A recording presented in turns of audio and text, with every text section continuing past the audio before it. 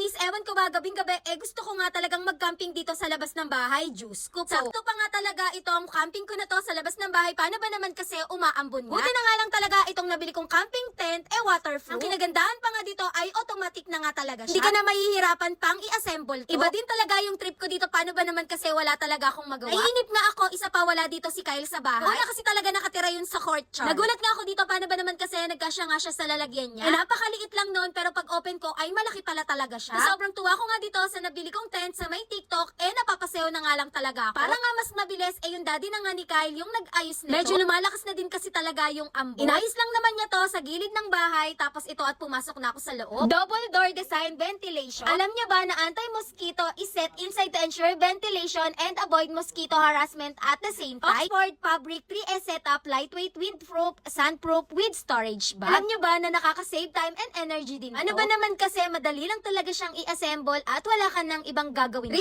seconds to open up the tent. O diba, san ka pa? Lalo na nga kapag nagmamadali ka at nag-camping kayo. I-open mo na agad yan, ikaw talaga yung mauuna sa mga kasama mo pag ito yung binili mo. Medyo malaki din to dahil kasya nga yung 3 to 4 people. May mga kasama na nga din pala tong windproof ground and tote bag. Alam nyo na ha, click the yellow basket. Yun lang. Thanks for watching. Bye-bye.